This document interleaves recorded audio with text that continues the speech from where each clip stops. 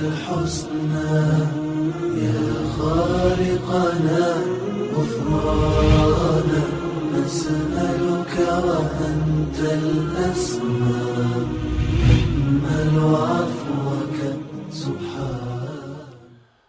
اعوذ باللہ من الشیطان الرجیم. بسم اللہ الرحمن الرحیم. الحمد للہ رب العالمین وصلی اللہ علی سیدنا محمد وآلہ الطیبین الطاہرین. اللہم صل علی محمد وآل محمد وعجل فرجہ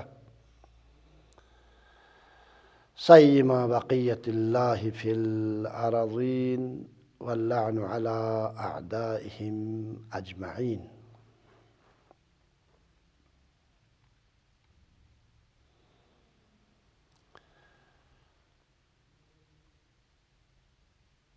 پیغمبر کے جانشینی کے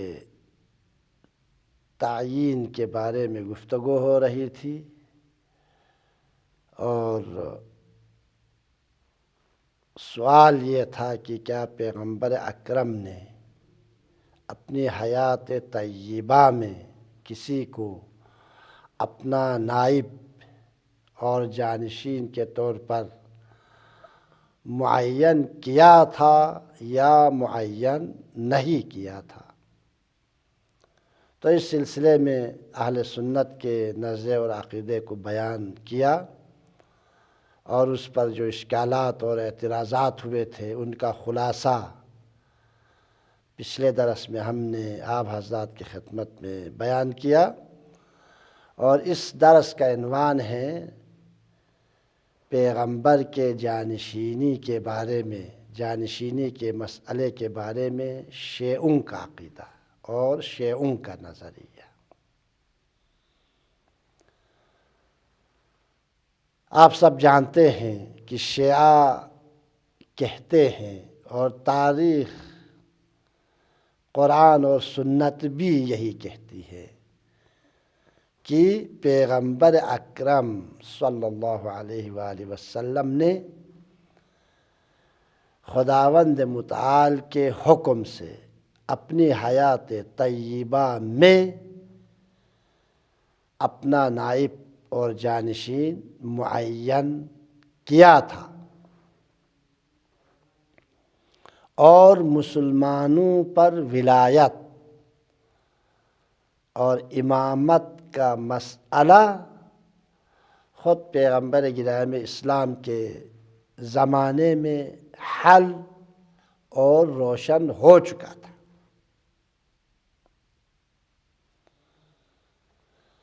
اور اس پر متعدد قرآنی آیات سے استدلال ہوا ہے اور درجنوں حدیث متواترہ اور حدیث صحیح السند جس کو شیعہ سنی دونوں محدثین نے نقل کیا ہے ان حدیث سے استدلال کیا گیا ہے اس دعوے پر.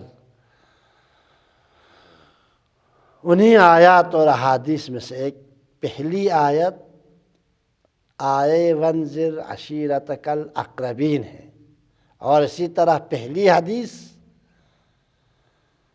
شیعوں کے دعوے پر پہلی حدیث حدیث انذار ہے جو اسی آیت کی ذیل میں نقل ہوئی ہے. شیعہ سنی محدثین نے متفق علیہ طور پر اس حدیث کو نقل کیا ہے، کوئی انکار نہیں کر سکتا اس حدیث سے. اور وہ یہ ہے کہ جب پیغمبر گرامی اسلام کی بعثت کے بعد جب خداوند متعال کی طرف سے پیغمبر کو بعثت کے بعد صریحاً اپنی نبوت کے اعلان کا حکم ملا اور سب سے پہلے حکم یہ ہوا کہ اپنے اقربا اور اپنے خاندان والوں کو انذار کریں اور عذاب الہی سے ڈرائیں اور اسلام کی طرف دعوت دیں. چنانچہ پیغمبر گرامی اسلام نے حکم خدا سے وہ جلسہ تشکیل دیا، اس کے لیے زمینیں فراہم کیے، کھانے پینے کا بندوبست کیا، اپنے رشتہ داروں کو جمع کیا عبد المطلب کے گھر میں. لیکن اس کا کوئی خاص نتیجہ نہیں نکلا۔ کسی نے بھی پیغمبر اکرم کی اس میں موجود جو اس وقت پیغمبر کے خاندان کے گھر والوں کے علاوہ، یعنی حضرت ابو طالب، عبد المطلب اور علی ابن ابی طالب وغیرہ کے علاوہ کسی نے بھی پیغمبر کے ساتھ دینے کا اعلان نہیں کیا۔ لیکن علی ابن ابی طالب نے اسی جلسے میں کھڑے ہو کر اعلان کیا، میں آپ کا ساتھ دوں گا اور میں آپ کی مدد کروں گا۔ تو اس وقت پیغمبر گرامی اسلام نے فرمایا، جملہ یہ ہے جو علماء نے نقل کیا ہے، جناب امام احمد ابن حنبل نے المسند کی پہلی جلد کے 111ویں صفحے پر اس حدیث کو نقل کیا ہے، اور جناب متقی ہندی نے کنز العمال نامی کتاب، حدیثی کتاب کے 6 جلد 392، 397 اور 401 3 جگہوں پر انہوں نے اس حدیث کو نقل کیا ہے اپنے سلسلہ سند کے ساتھ، اور دوسرے محدثین نے بھی اس حدیث کو نقل کیا، خصوصاً مورخین نے، مفسرین نے تواتر کے ساتھ اس حدیث کو نقل کیا ہے۔ تو جب علی ابن ابی طالب نے اعلان کیا میں آپ کا ساتھ دوں گا، اور کسی نے آپ کی آواز پر لبیک نہیں کہا پیغمبر کی، تو اس وقت صرف علی نے آپ کی آواز پر لبیک کہا، تو اسی پہلے جلسے میں رسمی طور پر اپنی نبوت کا اعلان کر رہے تھے پیغمبر اکرم۔ اسی جلسے میں اس وقت پیغمبر گرامی اسلام نے فرمایا، ان ھذا اخی، ان ھذا اخی ووصی وخلیفتی فیکم، بے شک تمہارے درمیان یہ میرا بھائی، میرے وصی، میرا جانشین اور میرا خلیفہ ہے، یہ علی، یہ بچہ، یہ لڑکا 12 سالہ، یہ میرا جانشین ہے۔ اعلان کیا۔ دعوت ذو العشیرہ میں بعثت کے پہلے علنی اور رسمی جو امت کو دعوت دے رہے تھے، سب سے پہلے اپنے خاندان والوں کو، اسی جلسے میں اعلان کہ یہ میرا جانشین ہے میرے بعد، اور میری زندگی میں بھی میرے بعد بھی، یہ میرا وصی ہے، یہ میرا جانشین ہے، یہ میرا بھائی ہے۔ نہ صرف اسی پر اکتفا کیا بلکہ فرمایا فاسمعوا لہ، آج کے بعد ان کی باتوں کو سنو، علی کی باتوں کو سنو، وَأَطِيعُوهُ، اور ان کی اطاعت کرو، پیروی کرو، اس لیے کہ ان کا حکم میرا حکم ہے، میرا حکم خدا کا حکم ہے، اور خدا کی اطاعت واجب ہے۔ پیغمبر کو معلوم تھا، اس لیے کہ اسلام پھلے گا پھولے گا، اسلام کی حاکمیت اب شروع ہو گئی ہے، لہذا آج کے بعد میں حکم دوں گا، اور جو میں کہوں گا اور جو یہ کہے گا ان کی اطاعت کرنا پڑے گا، اس لیے کہ ہم دونوں اسلام کے حاکم خداوند متعال کی طرف سے، اسلام کی سربراہی، اسلام کی پیشوائی، مسلمانوں کی امامت، مسلمانوں کی رہبری ہم دونوں کے ہاتھ میں دیا ہے۔ لہذا آج کے بعد، یعنی اس اعلان کے بعد، ان کی باتوں کو سنو، علی کی باتوں کو سنو، ان کی باتوں کو نہ فقط سنو بلکہ ان کی پیروی کرو، اطاعت کرو۔ لہذا دعوت ذو العشیرہ میں پیغمبر گرامی اسلام نے توحید اور نبوت کے اعلان کے ساتھ ساتھ علی کی امامت، ولایت اور جانشینی کا بھی اعلان کیا تھا۔ یہ ایک دلیل۔ یہ حدیث جو میں آپ حضرات کی خدمت میں نقل کر رہا ہوں، اہل سنت کی کتابوں سے نقل کر رہا ہوں، اس لیے نقل کر رہا ہوں، شیعوں کے لیے کتابوں سے نقل کرنے کی ضرورت ہی نہیں ہے۔ شیعوں کے اصول دین میں سے علی کی امامت، علی اور اولاد علی کی ولایت اصول دین میں سے ہے۔ اگر کسی کا یہ عقیدہ نہ ہو تو وہ اصلا شیعیت سے خارج ہے، وہ شیعہ نہیں ہے۔ تمام مفسرین، آپ جس تفسیر کو بھی اٹھا کر دیکھ لیجئے، مثال کے طور پر کلی گوئی سے کام نہ لوں، جناب سیوطی نے در منصور میں، اور اسی طرح جناب فخر رازی نے مفاتیح الغیب میں جو تفسیر کبیر فخر رازی کے نام سے مشہور ہے، جناب آلوسی نے روح المعانی میں، اور جناب رشید رضا نے المنار میں، اور اسی طرح دوسرے تمام مفسرین نے، اور تاریخ نگار حضرات نے، طبری نے، بلازری نے، یعقوبی نے، سب نے اس غدیر کے واقعے کو نقل کیا ہے۔ 3030 محدثین نے، 3030 محدثین، البتہ بعض اور جمع کیا ہے، 3003 محدثین نے، جو ان کے معلومات کے مطابق، البتہ کمپیوٹر کا دور نہیں تھا، آج سے 10 سال پہلے یہ جمع ہوئی ہے، محدثین نے اس واقعے کو نقل کیا۔ مورخین کی بات ہی نہیں ہے، مفسرین کی، تمام مفسرین نے حدیث اس آئے بلغ کے ذیل میں اس واقعے کو نقل کیا تقریباً۔ ان میں سے جناب سیوطی ہے، فخر رازی ہے، آلوسی نے روح المعانی میں، رشید رضا نے تفسیر المنار میں، اور اسی طرح دوسرے محدثین، مفسرین اور مورخین نے نقل کیا ہے کہ کیا نقل کیا ہے؟ جب غدیر خم میں انہوں نے یہ نقل کیا، جب غدیر خم میں یہ آیت نازل ہوئی، سب نے تصریح کیا ہے یہ آیت غدیر خم میں نازل ہوئی ہے، میدان عرفے میں نہیں، مکے میں نہیں، مدینے میں نہیں، منا میں نہیں، عرفات کے میدان میں نازل نہیں ہوئی ہے، بلکہ حج کر کے واپسی پر غدیر خم میں یہ آیت نازل ہوئی ہے۔ جب غدیر میں یہ آیت نازل ہوئی، کون سی آیت؟ یہ آیت بسم اللہ الرحمن الرحیم، یا ایھا الرسول بلغ۔ آپ ہمیشہ سنتے رہے ہیں، چونکہ درس لہٰذا درس ہمیشہ دلیل کے ساتھ ہونا چاہیے، دعوے کے ساتھ دلیل ہونا چاہیے۔ دوسری آیت، پیغمبر نے اپنا جانشین معین کیا تھا اور علی ابن ابی طالب کو جانشین کے طور پر معین کیا تھا۔ دوسری آیت یہ ہے دلیل قرآن سے، یا ایھا الرسول بلغ ما انزل الیک من ربک، اے رسول جو حکم تمہارے پروردگار نے تمہاری طرف نازل کیا ہے پہنچا دو۔ وَإِن لَمْ تَفْعَلْ،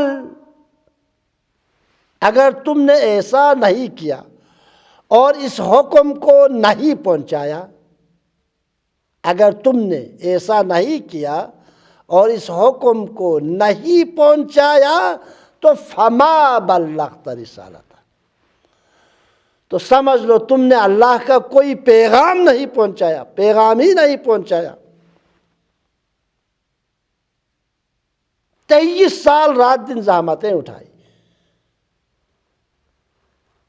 خود رسول گرامی اسلام کا یہ فرمان ہے، جتنی اذیت رسالت بعثت کے بعد اسلام کے پھلنے پھولنے تک مجھے پہنچائی گئی ہے، تاریخ انبیاء میں کسی کو اتنی اذیت نہیں پہنچائی گئی ہے۔ اتنی اذیتیں برداشت کرنے کے بعد زندگی کے آخری ایام میں، کہتے ہیں غدیر کے واقعے کے بعد زیادہ سے زیادہ 40 45 60 70 دن سے زیادہ پیغمبر زندہ نہیں رہے، زیادہ سے زیادہ۔ اور ادھر سے پیغمبر کے جتنی اذیت مجھے پہنچائی گئی ہے، 1,24,000 انبیاء میں سے کسی کو اتنی اذیت نہیں پہنچائی گئی۔ اور ادھر سے آیت کہہ رہے فما بلغت رسالتہ، اگر اس حکم کو نہیں پہنچایا جو ابھی جبرائیل کے ساتھ نازل کیا ہے غدیر خم میں، تو تم نے گویا خدا کا کوئی پیغام ہی نہیں پہنچایا۔ پھر فرماتے ہیں بعد میں، اور تم ڈرو نہیں، ڈرنے کی کوئی ضرورت نہیں ہے، گھبراؤ مت،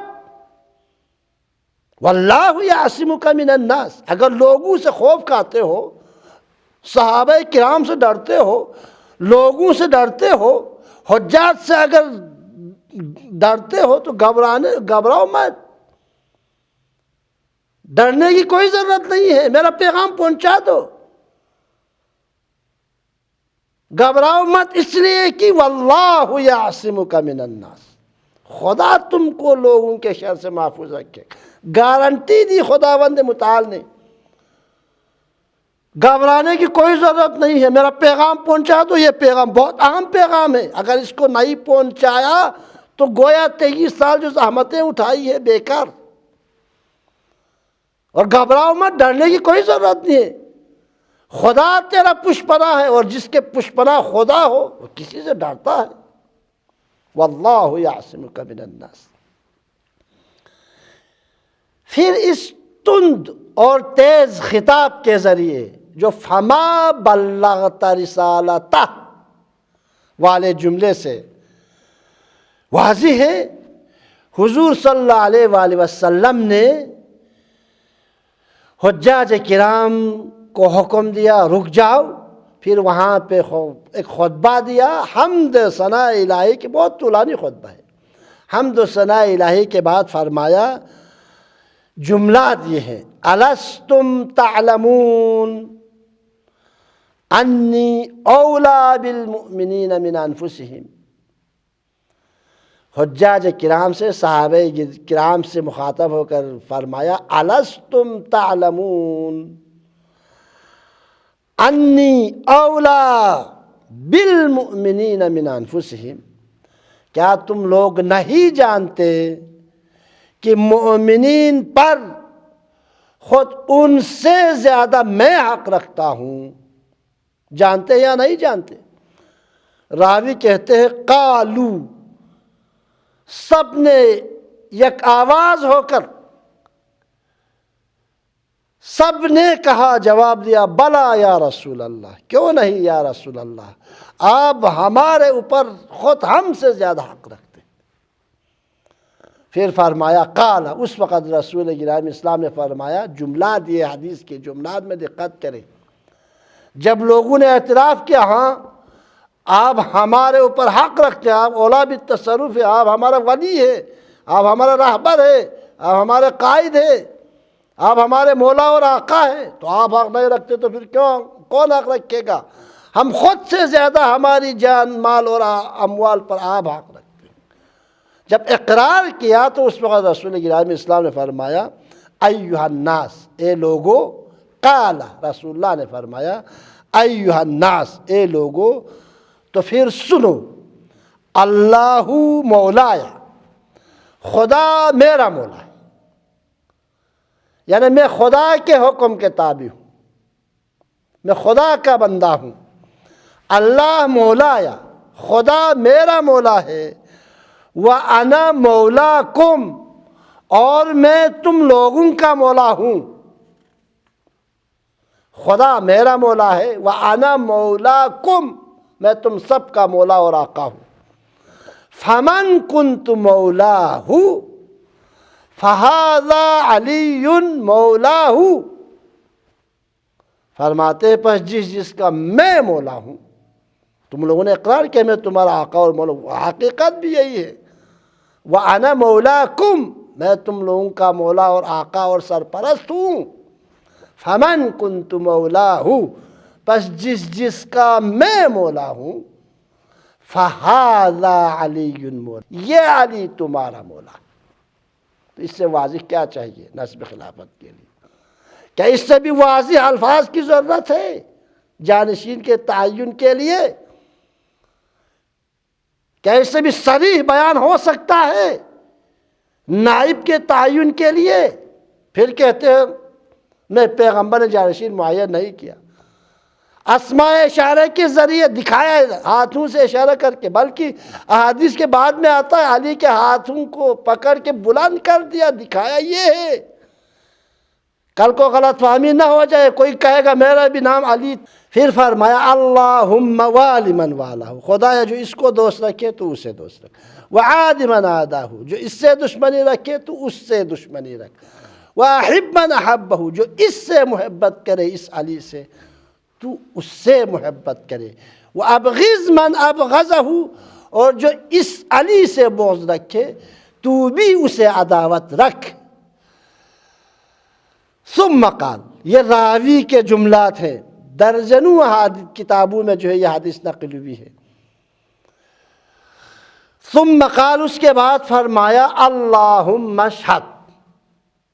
متوجہ ہوئے یہ ان جملات کے ادا کرنے کے بعد من کنت مولاہ فہذا علی مولا، اللہم والی من والاہ وعاد من عادا الی آخر.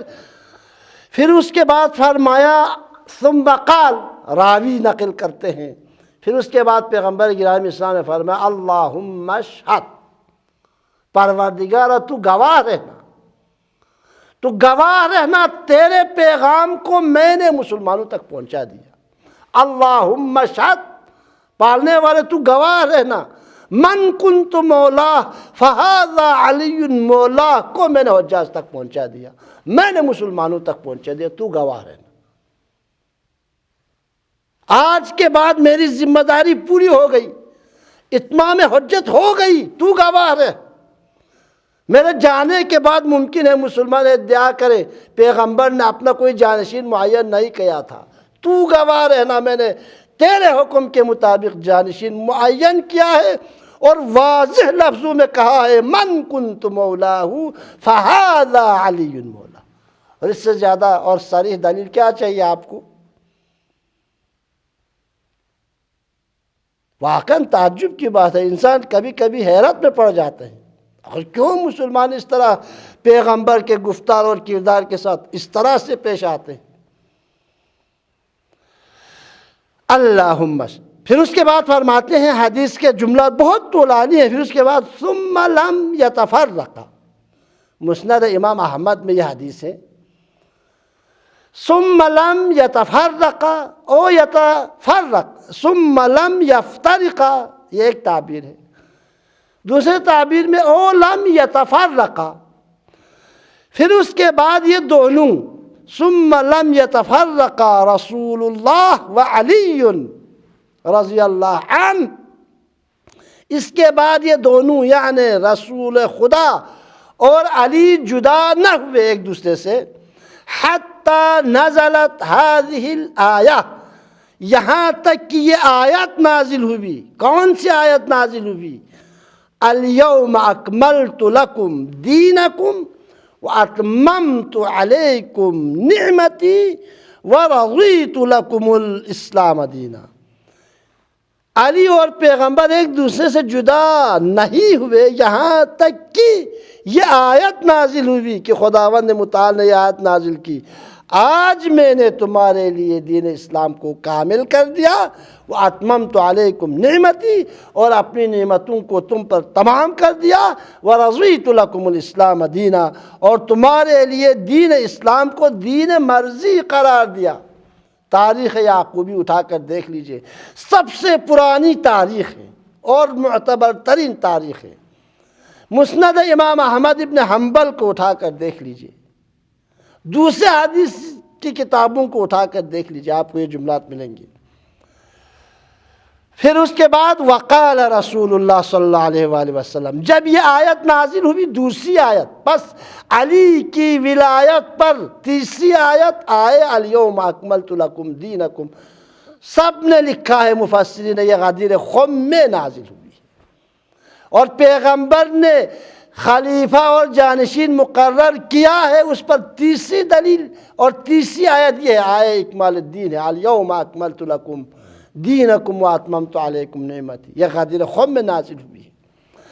فقال، جب یہ آیت نازل ہوئی تو فقال رسول اللہ صلی اللہ علیہ وآلہ وسلم، پس رسول اللہ نے فرمایا اللہ اکبر، اللہ اکبر۔ رسول اللہ نے کیا فرمایا؟ اللہ اکبر علی اکمال الدین و اتمام النعمہ ورضا الرب رسالتی والولایت لعلی رضی اللہ عنہ۔ بس رسول اللہ نے فرمایا اللہ اکبر، خدا کی بزرگی کا اقرار کس بات پر؟ دین کے کامل ہونے پر، و اتمام النعمہ، نعمت کے مکمل ہونے پر، ورضا الرب رسالتی والولایت لعلی، اور خدا کے راضی اور خوشنود ہونے پر میں خدا کی، میری رسالت اور علی کی ولایت پر، خدا کے راضی اور خوشنود ہونے پر میں خدا کی بزرگی اور کبریائی کا اعلان کرتا ہوں، اللہ اکبر، اللہ اکبر، اللہ اکبر۔ اس سے صریح کیا چاہیے آپ کو؟ یہ کسی شائع کتاب سے نقل، شائع کتابوں میں ہے،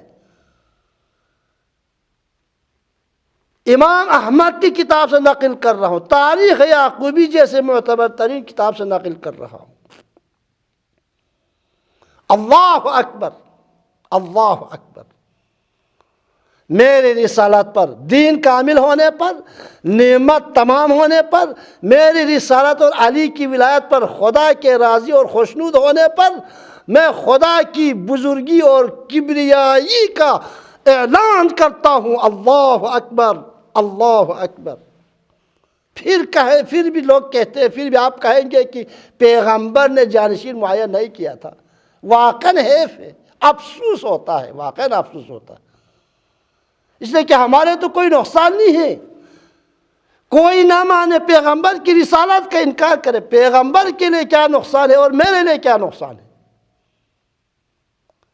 اس وقت کروڑوں انسان، 3 کروڑ سے زیادہ کافر ہیں، ان کے کفر سے پیغمبر کو کیا نقصان پہنچا اور مجھے کیا نقصان پہنچ رہا ہے اور آپ کو کیا نقصان پہنچا ہے؟ نقصان اپنا اپنا ہوگا۔ افسوس اس لیے ہوتا ہے کہ اتنے شریر کے باوجود رات دن زحمتیں کرتا ہے، پیغمبر کے کلمہ گو ہے، لیکن ایک معمولی سی غلطی کی وجہ سے عاقبت خراب ہو جائے، اس وجہ سے افسوس ہوتا ہے۔ وَإِلَّا کیا ہے، دنیا کافر بن جائے۔ میرے لیے کیا فکر ہے، آپ کے لیے کیا فکر ہے، پیغمبر کے لیے کیا فکر ہے اور علی کے لیے کیا فکر ہے؟ سب علی کا شیعہ بن جائے۔ دنیا میں جتنے بھی انسان اور جنات ہیں، سب علی کا شیعہ بن جائے، علی کے لیے کیا فائدہ، میرے لیے کیا فائدہ، آپ کے لیے کیا فائدہ؟ سب کافر ہو جائیں تو علی کے لیے کیا نقصان، پیغمبر کے لیے کیا نقصان، خدا کے لیے کیا ضرر ہے، کیا نقصان ہے، میرے لیے کیا نقصان ہے، آپ کے لیے کیا نقصان ہے؟ اس سے صریح پھر اس کے بعد فرماتے ہیں، اس کے بعد امام احمد ابن حنبل کے المسند میں بھی اور دوسرے کتب حدیثی میں ہے، اس کے بعد جب پیغمبر نے خدا کی کبریائی کا اعلان کیا تو فَلَقِيَهُ عمر رضی اللہ عنہ۔ جب آئے ولایت نازل ہوئی، آئے اکمال نازل ہوئی، آئے بلغ نازل ہوئی، پیغمبر نے حکم کے مطابق من کنت مولا کہا، آئے الیوم اکملت لکم نازل ہوئی، پیغمبر نے جب خدا کی بزرگی اور کبریائی کے لیے اللہ اکبر کا نعرہ بلند کیا، عمر نے علی سے کہا، کیا کہا؟ ہنیئا لک یا ابن ابی طالب، مبارک ہو اے ابی طالب کے بیٹے علی، مبارک ہو اے ابی طالب کے بیٹے، اصبحت و امسیت مولا کل مؤمن و مؤمنہ، آج سے تم تمام مؤمنین اور مؤمنات کے مولا بن گئے، آج سے تم تمام مؤمنین و مؤمنات کے مولا بن گئے۔ پھر فرماتے ہیں وفی روایت اخری، ایک اور روایت میں ہے، اس طرح سے نقل ہوئی ہے، بخن بخن لک یا ابن ابی طالب، مبارک ہو اے ابی طالب کے بیٹے، اصبحت مولایا، پہلے والے حدیث میں نہیں ہے مولایا، اصبحت مولایا و مولا کل مؤمن و مؤمنہ۔ حضرت عمر نے فرمایا، کہا اے ابو طالب کے بیٹے، بخن لک یا ابن ابی طالب، مبارک ہو اے ابی طالب کے بیٹے، اصبحت مولایا و مولا کل مؤمن و مؤمنہ، آج سے تم میرے اور ہر مؤمن اور مؤمنہ کے مولا اور آقا بن گئے، آج سے بن گئے۔ یہ حضرت عمر کے جملات ہیں۔ سنی کتابوں میں سنی محدثین نے اس جملے کو نقل کیا ہے۔ المسند امام احمد ابن حنبل میں یہ جملہ نقل ہوا ہے، تاریخ یعقوبی میں نقل ہوا ہے، تاریخ طبری میں نقل ہوا ہے، اسی طرح تاریخ بغداد میں نقل، پرانی کتابیں ہیں، بخاری سے پہلے کے محدثین ہیں یہ، مورخین ہیں یہ، بخاری اور مسلم ان کے بعد کے ہیں۔